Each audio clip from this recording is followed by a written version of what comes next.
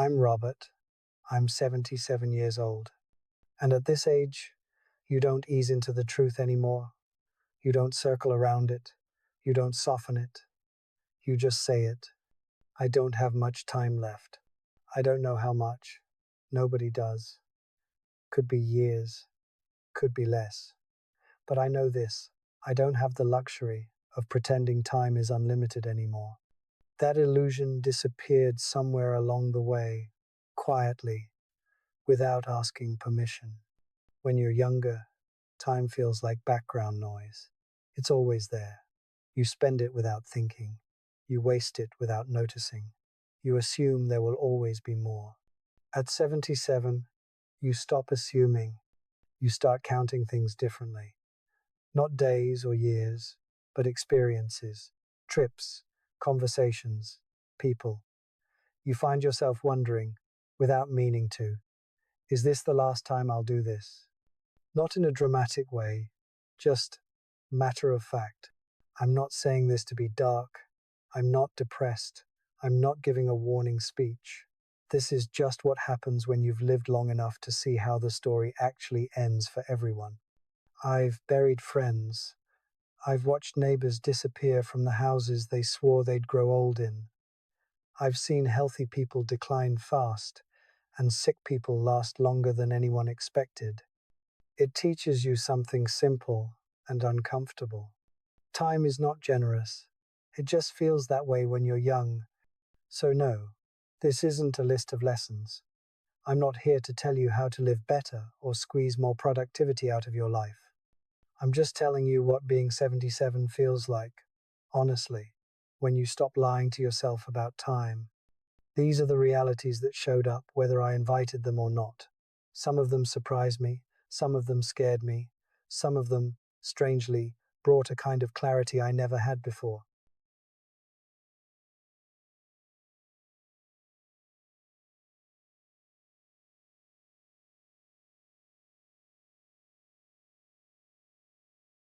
This is just me, near the end of the road, saying out loud what I wish I'd understood sooner.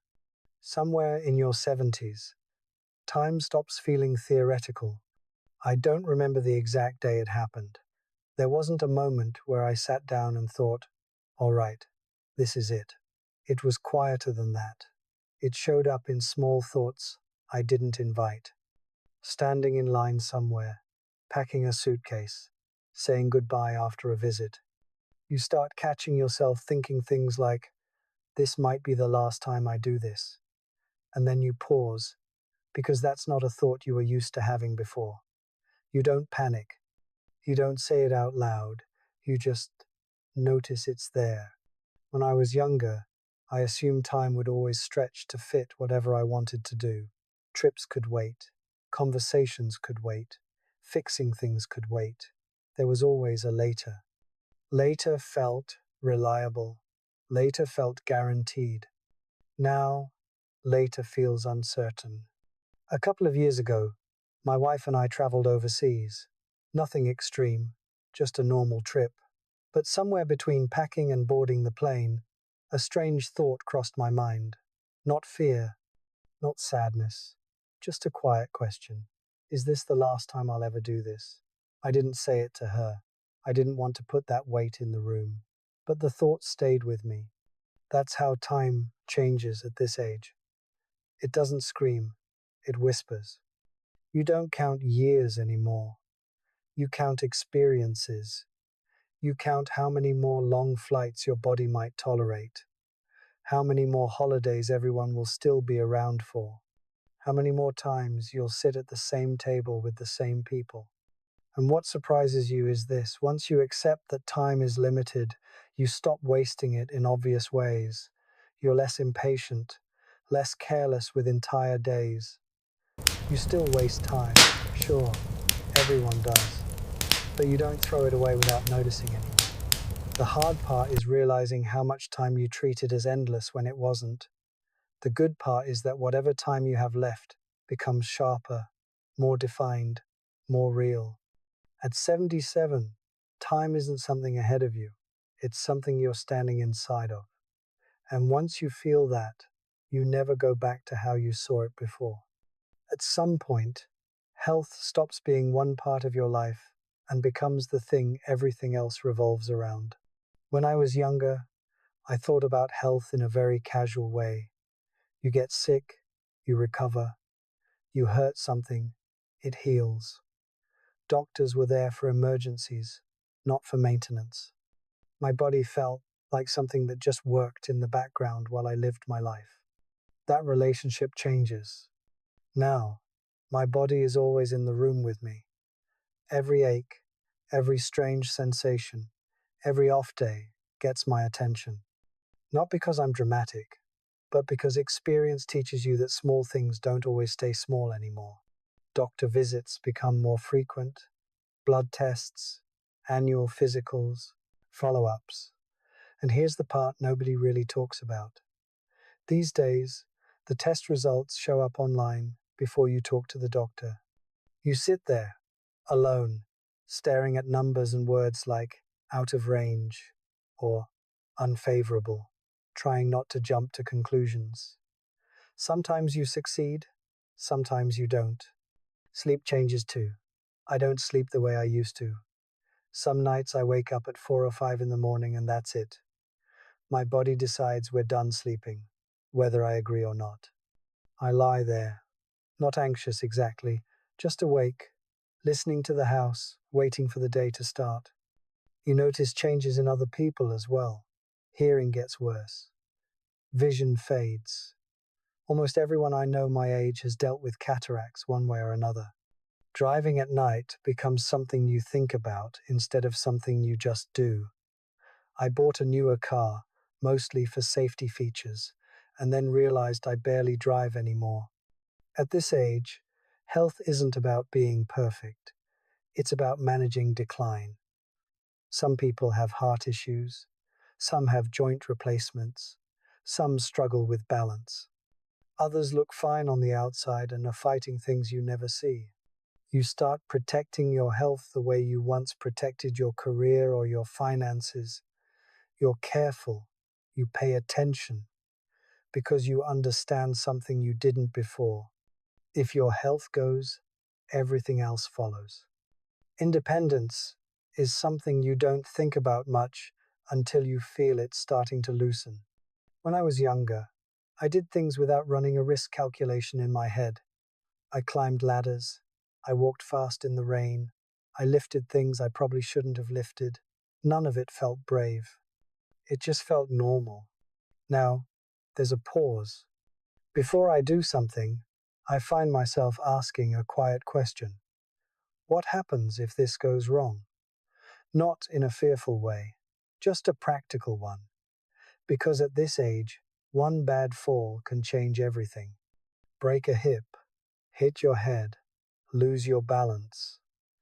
Things that sound small when you're young suddenly carry long consequences. I got rid of my tall ladder a while back, gave it away. 10 years ago, I wouldn't have thought twice about climbing it. These days, it's not worth the risk. Some of my friends joke about it. They tell me I'm being overly careful. Maybe I am. But I've seen what happens when someone falls and doesn't recover the way they used to. I avoid walking in the rain now. Wet sidewalks, slippery steps. Again, nothing dramatic. Just choices I didn't used to make. I don't need to prove anything anymore. Independence starts to feel fragile because you realize how easily it can be taken from you, not by a big event, by a simple accident on an ordinary day. And once it's gone, it doesn't always come back. What's strange is that protecting your independence often means giving up small pieces of it in advance. You limit yourself so you don't lose everything. You slow down. You say no more often. You accept help in places you once wouldn't have. That part is hard, especially for men. We like to believe we can handle things on our own. We've spent a lifetime doing exactly that. Letting go of that identity takes adjustment. But independence at 77 isn't about doing everything yourself anymore. It's about staying in control of your life for as long as you can. And sometimes, that means knowing when not to climb the ladder. There's a moment that starts happening more often. and it's a strange one. You walk into a room and stop. Just stand there for a second. And then you realize you don't remember why you came in. You wait, hoping the reason will float back up on its own. Sometimes it does. Sometimes it doesn't. You shrug it off and move on, telling yourself it happens to everyone. Most of the time, it does. But every now and then, something sticks. There's a man at the gym I see a couple of times a week. I've known him for years.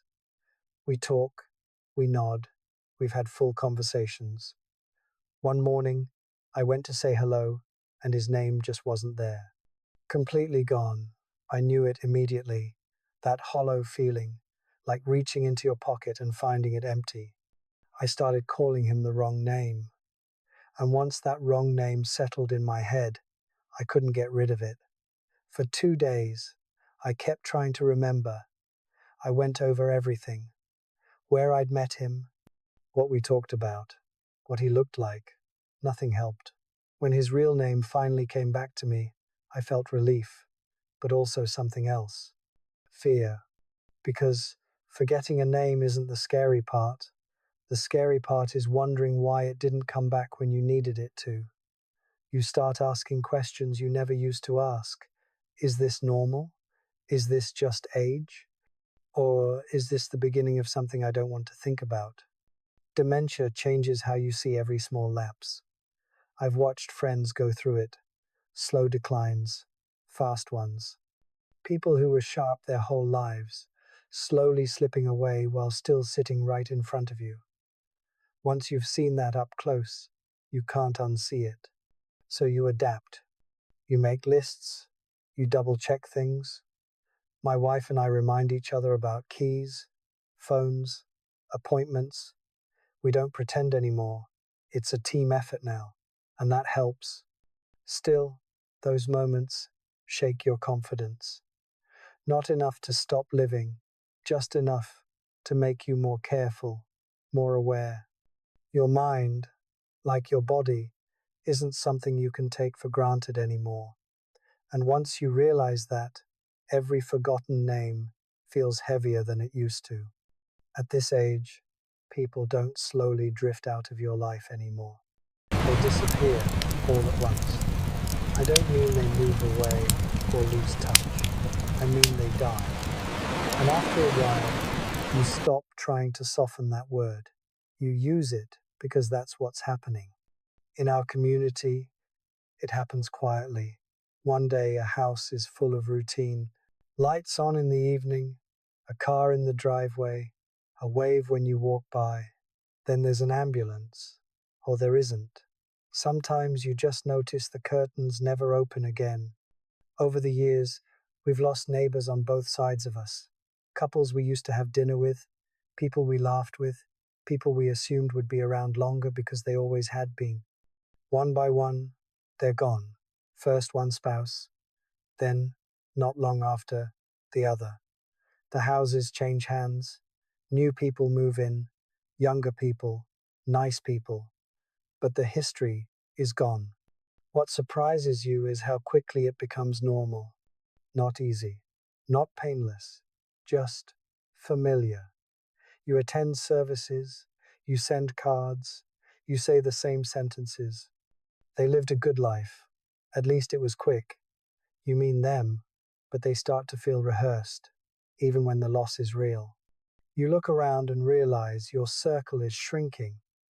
Not because of arguments, not because of falling out, just because time is doing what it does, and you're still here.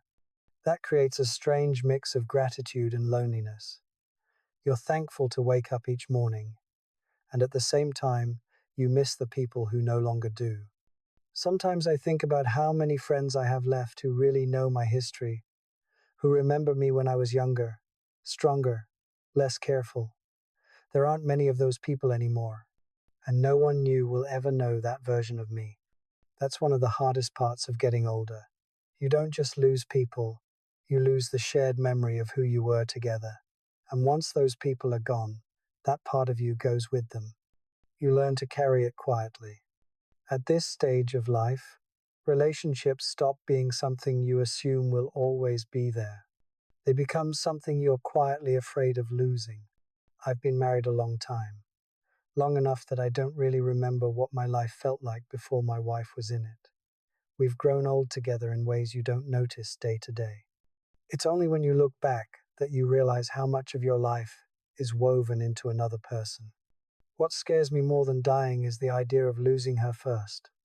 I've seen what that does to people. In our community, it happens again and again. One spouse gets sick or passes suddenly. The other one keeps living, but something essential is gone. You can see it in how they move through the day, how quiet the house feels, how meals become something to get through instead of something to share. After decades together, you don't just lose a partner, you lose your witness, the person who remembers your shared life, the one who knows your stories without you having to explain them. That awareness changes how you treat each other. We talk more now, not about big plans, about memories, small things, things we'd almost forgotten. We sit together more, we're not rushing anywhere. There's less urgency to be productive and more urgency to be present. You also start repairing relationships you let drift, brothers, old friends, people you lost touch with, not because of anger, but because life pulled you in different directions.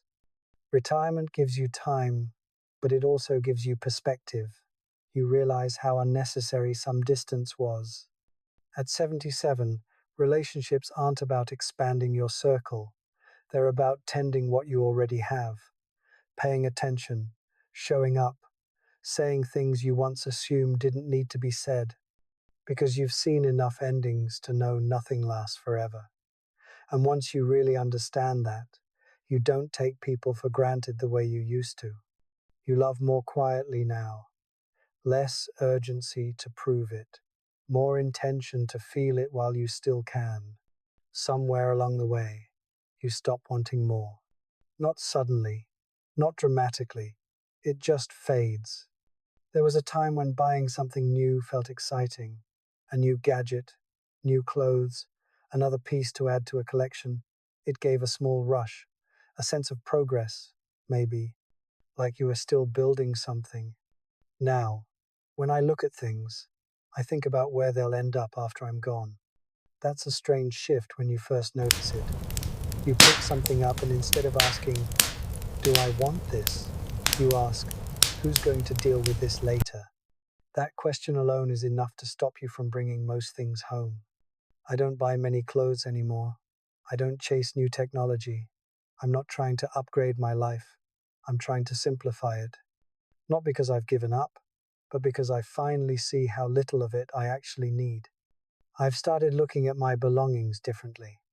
Old boxes, drawers I haven't opened in years, things I once cared about deeply. Some of them still matter. Others, I'm not even sure why I kept them. Letting go of those things feels lighter than holding on to them. There's also a quiet responsibility that comes with it. You don't want to leave a mess behind. You don't want the people you love to spend weeks sorting through your life, trying to decide what mattered and what didn't. You want to make that easier for them, even if you don't talk about it out loud. This isn't about preparing to die. It's about respecting the time of the people who will still be here. At 77, accumulation loses its appeal. You've already gathered what you were meant to gather. What matters now isn't adding more, but making space. Space to breathe, space to think, space to live what's left without being weighed down by things that no longer serve you. There are conversations you avoid most of your life, and then one day you realize avoiding them doesn't make them go away. It just makes them harder later. At this age, you start dealing with things you once thought were far off. Wills, medical directives, decisions about what you want and don't want when you can no longer speak for yourself. None of it feels urgent when you're young. It feels morbid, like tempting fate. Now it feels practical. I've learned that the hardest part isn't the paperwork, it's the conversation. sitting down with the people you love and saying out loud what you'd prefer if things don't go well. Whether you want aggressive treatment, whether you want machines involved. When enough is enough, it's uncomfortable. Not because you're afraid of dying, but because you don't want to put that weight on the people listening. You don't want them imagining you in those situations. But pretending it won't happen doesn't spare them. It just leaves them guessing later. We had that conversation. Not all at once, not dramatically. It came up around a holiday when everyone was together and calm. I explained what I wanted, what I didn't. I asked if someone would be willing to make those decisions if I couldn't. They agreed, and once it was said, something lifted. There was relief in it. Not because everything was solved, but because nothing was hidden anymore. Everyone knew where I stood. No one would have to argue or wonder or feel guilty for making the wrong choice. Facing these decisions doesn't mean you're done living. It means you're respecting the reality of it. You're taking responsibility one last time, not just for yourself, but for the people who will have to carry on. At 77, planning for the end isn't about giving up. It's about leaving as little confusion behind as possible. At some point, you catch yourself from the outside. You hear your own voice and think, that's it. That's the old guy. It sneaks up on you. You don't decide to become him. You just notice it happening. The repeated stories, the advice nobody asked for, the urge to jump into a conversation and say, yeah, I've been there before the other person finishes their sentence. I've done it. I still do it sometimes. You tell a story and halfway through, you wonder if you've already told it to this person, maybe more than once. You can't remember. So you keep going and hope they'll stop you if they've heard it before. They rarely do. Hearing changes too. Background noise gets louder. Conversations in restaurants get harder to follow. You find yourself asking people to repeat things. Or worse, you pretend you heard them when you didn't. That's when misunderstandings start. And frustration. There's also the face. Someone takes a picture of you and you look angry, or tired, or distant, even when you weren't feeling any of those things. If you don't consciously smile, you look like a man who's upset with the world. I never thought about that before. The hardest habit to break is the need to be right. When you've lived a long time, you've seen patterns repeat. You've made mistakes. You've learned things the hard way. So when someone younger talks about something you've already lived through, it's tempting to correct them, to warn them, to save them time. But most of the time, it doesn't help. They're not ready to hear it. And honestly, you weren't either at their age. So you learn restraint. You let people talk. You let them be wrong if they need to be. You stop arguing over things that don't actually change anything. Politics, opinions, old grudges. None of it feels worth the energy anymore. Maybe that's wisdom, or maybe it's just fatigue. Either way, you realize you don't need to win conversations anymore. You just need to live the rest of your life without becoming someone you wouldn't want to sit next to. When you get to this point in life, a lot of things fall away on their own. Not because you force them to, they just stop asking for your attention. The things I used to worry about, status, success, being impressive, don't really register anymore. I don't think about what people think of me the way I once did. I don't feel the need to prove that my life added up to something important. That question loses its grip. What stays is much quieter. It's the people who are still here, the ones who sit across from you at the table, the ones who know your habits, your moods, your history. It's the conversations that don't need to go anywhere, the shared silence that doesn't feel awkward. Gratitude becomes more natural than ambition, not the loud kind, just a steady awareness that you woke up again, that your body, even with all its complaints, carried you through another day, that there are still moments that feel good, even if they're smaller than they used to be. I don't feel the need to compete anymore. I've already lived my life. I don't need to win another round. I see people my age still trying to stay ahead, still measuring themselves against others, and I understand it. I did that once too. It just doesn't feel necessary now. If there's anything that surprises me at 77, it's how simple things become when time feels limited. You stop chasing noise.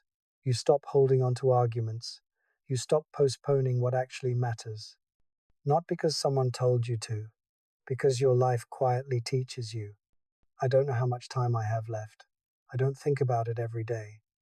But I do live with the awareness that it's not endless, and that awareness has a way of stripping life down to its essentials. And what's left, when everything unnecessary falls away, turns out to be enough.